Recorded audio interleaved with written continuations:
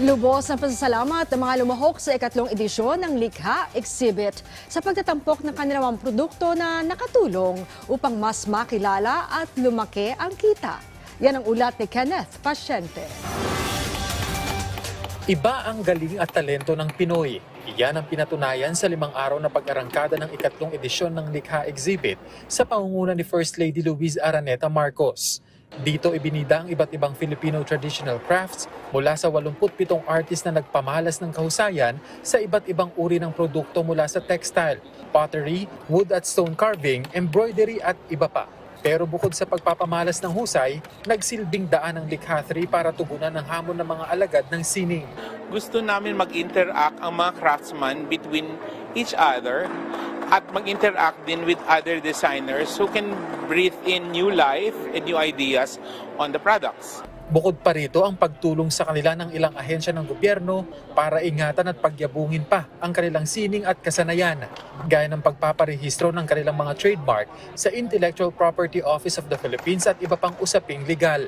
We have the PAO or the Public Attorney's Office na tinuruan din sila kung paano gumawa ng kontrata, paano ang ibig sabihin ng consignment, anong mga dapat nilang gawin para yung business nila ay maprotektahan nga at lumago pa. Laking pasalamat naman ng mga participants sa Likha Exhibit, gaya ni Angel na minana pa ang pananahi ng dekalidad na barong mula sa kanyang mga ninuno. Anya dahil sa Likha, mas lumawak ang tsansang makilala ang kanilang produkto. Kasi nakikilala na kami so madami ng mga clients na pumupunta from government and saka sa mga private. Nakita nila yung ganda ng ating produkto, yung barong natin. So, alam nila na talagang quality.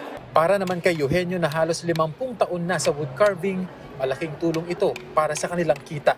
Pasalamat din ako kasi yung nakita ko na yung ginawa namin at may nabili, doon na kami magpasalamat sa amin. At ngayong nagtapos na ang naturang exhibit, umaasa ang pamunuan ng Likha na hindi dito magtatapos ang pagsuporta sa mga lokal na produkto maging sa local artists. Gamitin natin ang mga nilikha ng mga tagalikha araw-araw kasi if it's only when you use it every day that it becomes common and it becomes something that you'd want to preserve and use forever. Bahagi ang Likha sa selebrasyon ng ika-126 na taon na kasarinlan ng bansa. Kenneth Pasyente, para sa Pambansang TV, sa Bagong Pilipinas.